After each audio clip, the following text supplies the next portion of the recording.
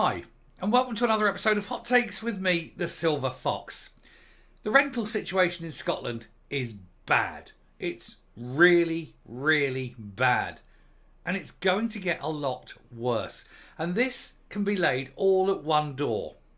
All at the door of the SNP and their personal hatred, which is all it can be, of private landlords. Because over the past year, 1 year, 22,000 homes available to rent have come off the market. And it's something that's been happening for several years. Now, as these homes come off, this is fewer properties available for people literally to rent. It means that the ones still in the market then go up in value because of the laws of supply and demand. So the rents increase sort of much higher than they would otherwise, artificially increase, because that's how capitalism works. It doesn't benefit the tenants. It doesn't benefit anyone, except, of course, the remaining landlords. And you'd think that a party that hates landlords so much wouldn't be making them richer. They keep attacking landlords all the time. Attack, attack, attack. This and that. You know, can't put rents up, can't evict tenants and things like that. Then they complain that all the landlords are selling up and that there isn't enough rental properties. Now, the people who go into rental properties, a lot of them will never, ever be able to buy a house. And they aren't building in nowhere near enough social housing. So what are people to do? Well, stop voting SNP if you're in a rental property, and that would be a start. Let's take a look. Right, so actually this one came from one of you good people, Wilma Parker. Thank you very much, Wilma. She dropped this to me, and I think it's quite a good little piece. It highlights something that we've been saying on the channel for quite some time, that the SNP have constantly gone after landlords and then are utterly appalled when all the landlords leave the market. Well, you can't keep beating people and expect them to hang around. And so this is what's happening. Now, when you're losing this number of properties every year, it's directly harming people. Your rental properties aren't available. And it's okay for people who can afford to buy. They'll buy the rental properties that go on the market. But for people who can never, ever buy, where are they going to live? It's almost as though the government, the SNP government, hates tenants as much as it hates landlords. It just doesn't want people to live in rented accommodation or something. Who knows? Who knows? Anyway, landlords blame the drop of 22,000 homes to rent on government policy and rhetoric. Well, obviously, when you have this, or you're not allowed to evict, you're not allowed to do this, you're only allowed, well, no, there's no rent increases for 3 years. When you do give them, you can only put it up by 3%. Meanwhile, south of the border, rent's going up every year a little bit, boom, boom, boom, boom, boom. I mean, we've just had a period where interest has gone up 10%. Everything's more expensive. And yet they're telling the landlords, oh, you can't put it up. Well, in actual fact, it's got to be a problem, because a lot of the landlords, if they've got mortgages, the mortgages themselves say that the rents must go up legally every year. So what you've got is a government bringing in something and a law that exists, or at least a legal contract that exists with a mortgage company. And so who's going to blame? You're going to get the mortgage company suing the government. It's a weird situation. Anyway, there could be around 22,000 fewer homes available to rent in Scotland at the start of 2024 than just a year ago. Now, that's a 1 year drop, 22,000. When you take on how many back over the last 4 or 5 years, it's a significant number of homes. This is according to a survey by the largest landlord membership body in the country.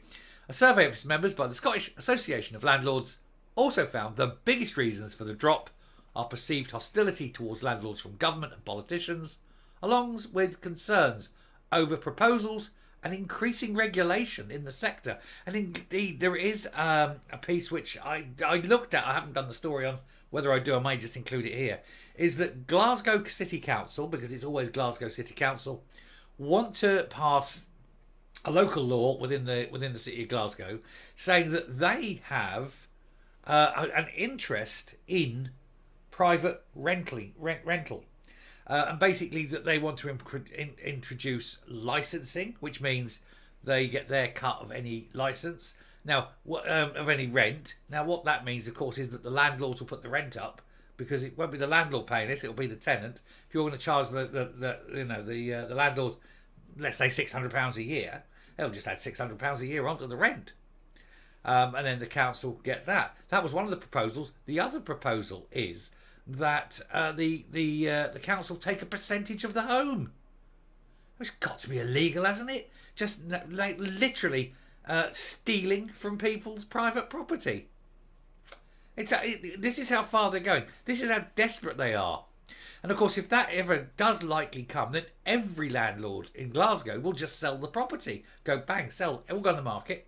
There'll be no rental properties in Glasgow. Glasgow Council will be screwed senseless. But that's what happens. These people are mad. They're literally mad. Anyway, the survey of the SAL members was conducted in December 23 to find out about the size of their rental property portfolios and how this has changed or will change over time. Many of the survey questions were repeats of the questions asked the previous survey in December 22. Respondents had already withdrawn an average of 6.4% of their properties from the sector during 2023. Extrapolating this figure across the whole of the private rented sector in Scotland suggests that around 21,760 homes, which is 6.4% of the 340,000 homes, could have been lost from the sector in the last year, but are not yet reflected in landlord registration figures, which is based on a 3-year renewal cycle. And so the figures that the government have will be out of date, and there'll be a lot fewer rental properties than there actually are.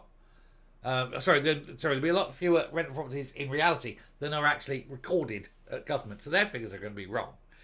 And of course, next year, when that cycle renews, there's going to be a big shock, a massive shock for these governments, local governments and national governments, at how few houses there are. And of course, every day, more and more are being sold. The SAL believes the drop in the number of properties available is the single biggest factor contributing to rising rent levels in the PRS, private rental sector, and is a major factor in Scotland's ongoing housing crisis.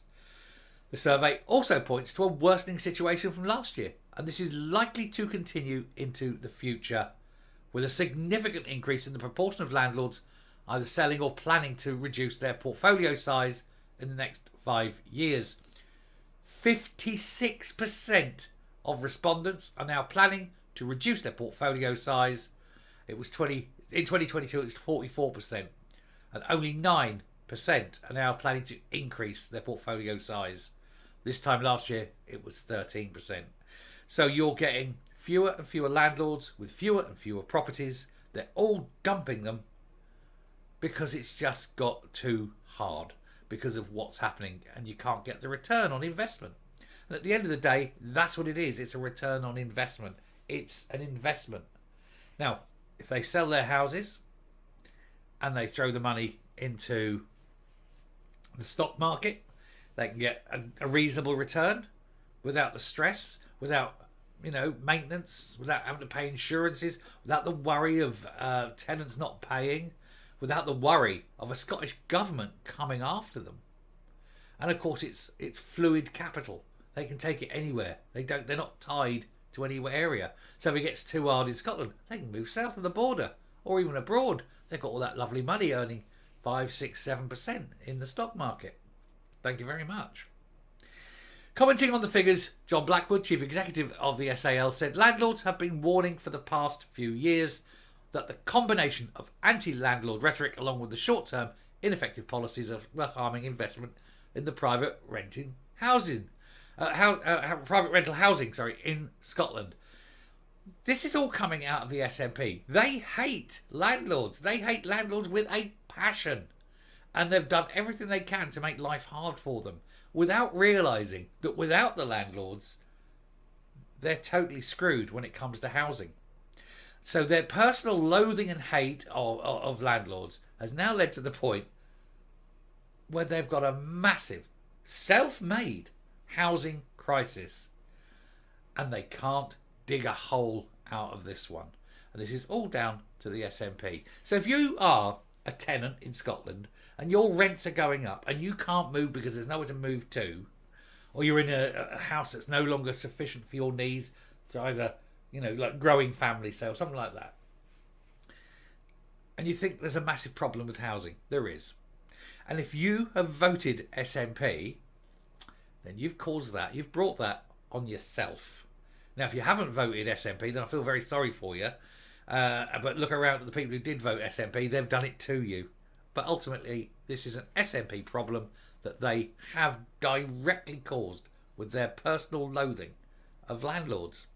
Now, I'm not defending landlords. I'm just saying that's how it is. I've worked in the building industry virtually all my working life. I was an accountant for a major house builder. And we had over 100 rental properties, homes. We also had a load of commercial rental properties. But we had 100 rental properties we put out. They were highly maintained. The rent increases were always very reasonable. The people who rented from us enjoyed renting from us. We never had a problem. We very carefully vetted before we went in, so there was never problems. Good landlord. We were a very good landlord. Sure, there's bad landlords out there. No one's denying it. But the people who were renting our properties were glad of having a home. What do you do if we sold all the properties? All those people would have been homeless.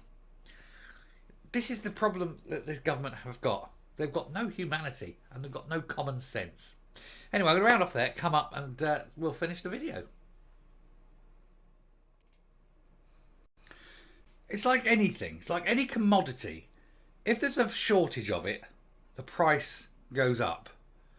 And when you're taking 22,000 rental properties out of the market every year, then the rents go up. That's it. That's how it works. If you had someone in the SNP who understood basic economics and understood basic housing needs, then this would never have happened. Landlords don't like evicting people. It costs money. There's a loss of earnings. They would rather keep people in there. Even people who are struggling and need a little bit of time, maybe skip 1 month's rent, but will make it up over the course of the next 3 or 4 months. Things like that. Landlords would rather do that than have to go all the trouble of getting someone out, getting someone else in, go through all that palaver again, trying to sort this out, etc. And by allowing landlords to raise rents in a small piecemeal way each year, it stops the massive leaps at the end of any period of no rise. Glasgow and Edinburgh are seeing massive increases in rents. Now, at the moment, you're not allowed to put it up above 3%, I think it is, per annum to existing tenants. But as soon as a tenant leaves, boom, new tenant goes in. But that rent's gone up £300.